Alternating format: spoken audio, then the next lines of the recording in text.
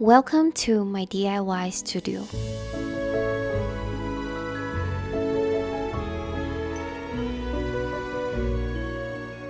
This small but mighty space is where I store all of my materials, all of my power tools, where I brainstorm DIYs and also bring them to life. In here, I've been able to build things like a vanity, my husband's dream desk, a huge grill station, and just recently I built a sliding door cabinet to hide our bedroom TV.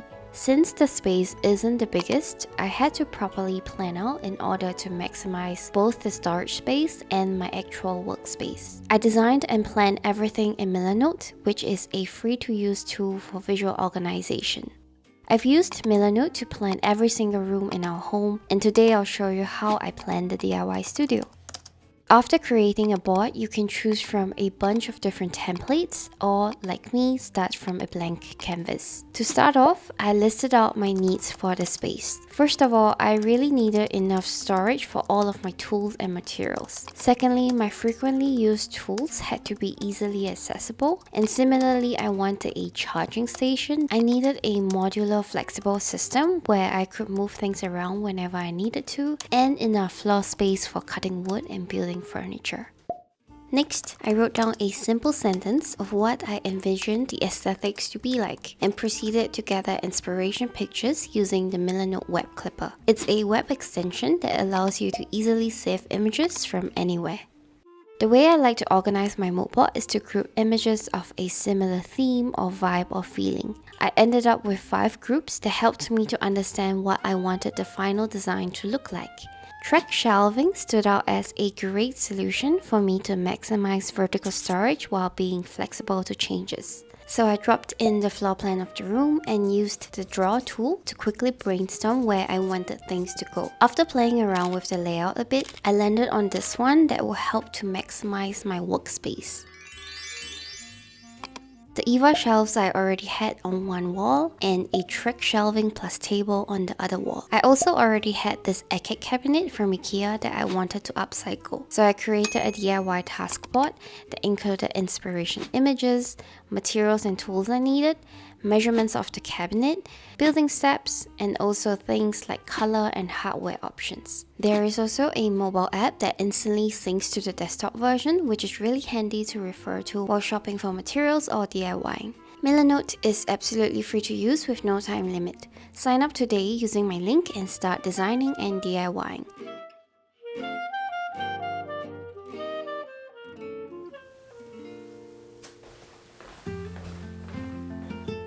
The first thing I do upon entering the studio is usually to adjust the blinds depending on how bright the day is.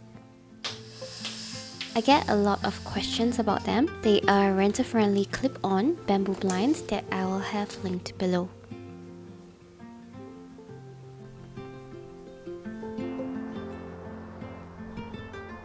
On the right side of the window is a whiteboard from our old apartment that I had spray painted black. I don't use this whiteboard much, but when I do, it's to brainstorm how I would go about building something or to write down my cut list.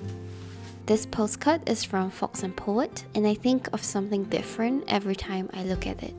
The shelf below is a recent addition that I thought would be the perfect place to store whiteboard markers, a solar-powered calculator, and my larger clamps. This workbench is from Wolfcraft, and like the room, it's small but mighty. I use it for all my projects and would highly recommend it if you have a small workspace like me. Above the whiteboard, I hung my silver button and stuck some of my favorite artwork around it. I like the pops of color they give, and they're usually the first thing I see when I enter. An apron also randomly hangs here. I use it whenever I have to do a lot of cutting and don't want to be covered entirely in sawdust.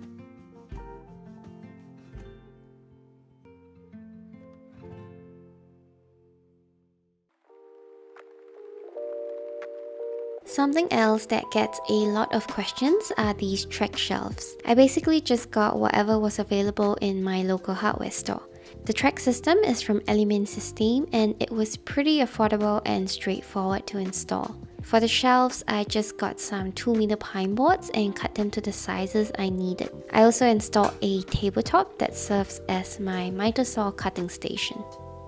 I've changed up the layout a few times, and compared to when I first installed it 3 years ago, the shelves are now much more functional and storage driven. The top shelf is filled with boxes that contain things I don't usually reach for, such as toweling tools and fabric samples. I intentionally got a mix of different boxes to get varying heights and also added fun pops of color with the blue and the orange. I like how random they look, and it adds a whimsiness to an otherwise utilitarian part of the room. These IKEA crates are like 10 years old, first used in Pet's kitchen, then our home office, and now in my DIY studio. They contain a bunch of offcuts that always come in handy whenever I'm building a piece of furniture. Beside it is a paper tray, also from IKEA, that I flipped to use vertically since this shelf is pretty high for me. There are paint samples, design magazines that I found useful, some notebooks, my favorite being the ones from ND Notebooks and Leuchturm,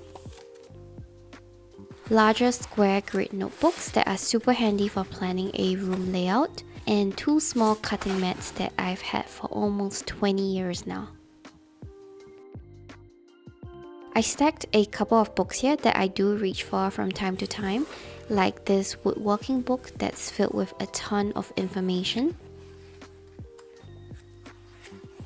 I've also always been intrigued by Dieter Rams and his 10 design principles, especially good design is as little design as possible. And because I'm a hoarder, I have another 2 crates of tiny pieces of offcuts. Again, I like the pop of blue it adds to the room. And at the end of the shelf, I have this old speaker that I actually only use whenever I'm not filming. Back in 2021, I thrifted this basket for 1 or 2 euros. It holds some recycled jars that hold color pencils, normal pencils, thinner brushes, and other stationery. This transparent box has a bit of a funny story to it. I basically put things that I regularly need but somehow tend to lose. Like my gloves, sunglasses for when I work outside, notepads, my favorite pen, and some hair ties. Next to it is a screw organizer that I added washi tape labels to, and I cannot explain to you how much better this organizer has made my life. On top seats these gachapon figurines that remind me of my recent trip to Japan with my parents. My mom and I were so determined to get all 5 of them, and there was just so much laughter involved that day. As I briefly mentioned, this tabletop mainly acts as my miter saw cutting station. I parked a green trolley underneath it, and it comes in really handy whenever I'm building something in here. I also have a little bin for offcuts that I do trash, and my safety glasses are hanging right here so that I remember to wear them. Below is my charging station. I have a charger for Ryobi, Parkside, and Bosch. There's also a USB-C cable for charging my Hoto drill. These boxes contain things I tend to use more often, like my furniture paint rollers and trays, drop cloths, and spray paints. This cart is also a recent addition, and I store longer offcuts in here. While this box contains recycled pieces of cardboard that I use to help prop up items to paint.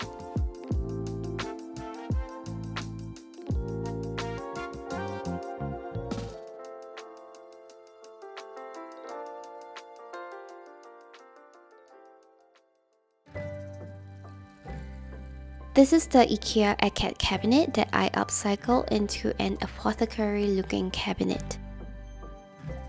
On top sits a snake plant and a full succulent in the cutest tortoise pot. This lamp is from our old apartment, which I had also spray painted black. I thrifted this large print to add to the subtle vintage vibes I wanted in here. In a perfect world, I would have liked to have more space between the Eket cabinet and the track shelves, but the door's still fully open, so it's okay. In here, I saw a pretty random assortment of things like face masks, stir sticks, cleaning spirits, a cheap iron that I bought for crafting, paint samples, brushes, and a couple of paper manuals that I do refer to because I have a really bad memory. And below the Eket, I have a pair of old sneakers that I use only while DIYing.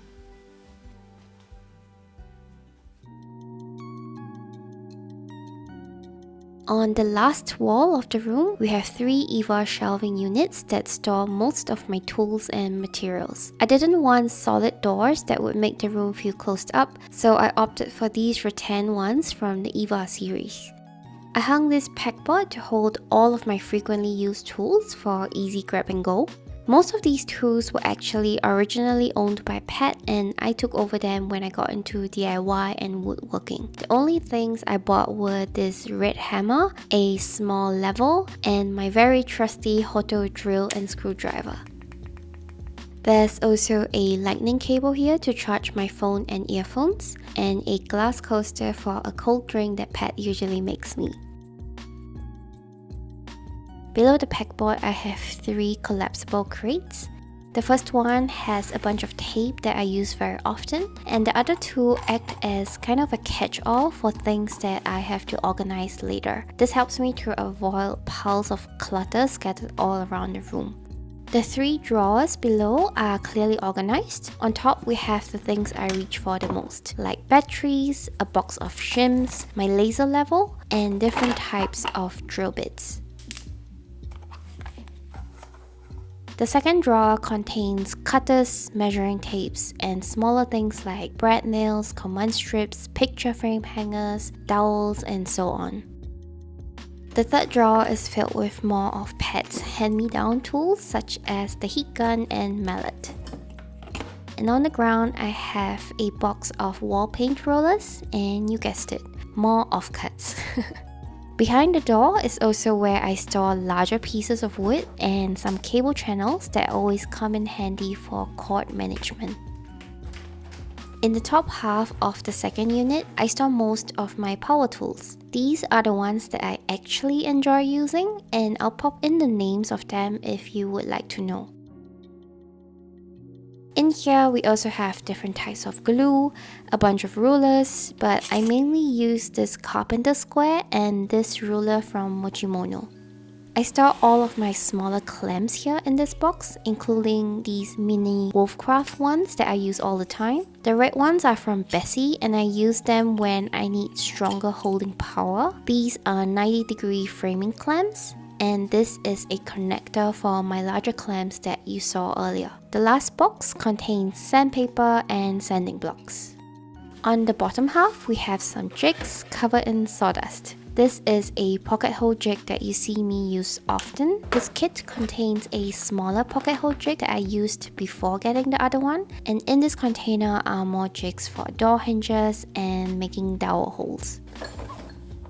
I use these translucent boxes from IKEA to help me organize smaller pieces like L brackets, hinges, and knobs. Then we have a bunch of wood stain, oils, outdoor stain, furniture paint, primer, sealants, and so on. I'm pretty sure some of them are empty cans, so I will need to declutter after filming this tour.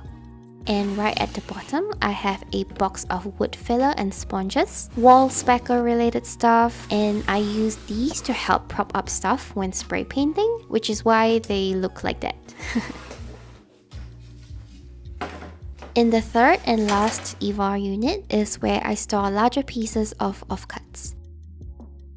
I screwed the doors together so that I wouldn't have to open 4 separate doors if I wanted to grab something. I got this cart to collect everything so that I could easily move it in and out to grab the larger pieces. The thinner pieces of trim tend to fall around, so I recycled some cardboard tubes to hold them together, and it worked out pretty well. The shelf above holds my spare tripods that I use when I need to use the laser level or shoot overhead shots. Then I have some recycled paper that come in really handy when I'm painting. And right above are boxes of felt stickers and lots of spare screws that actually came from Pat. Don't ask.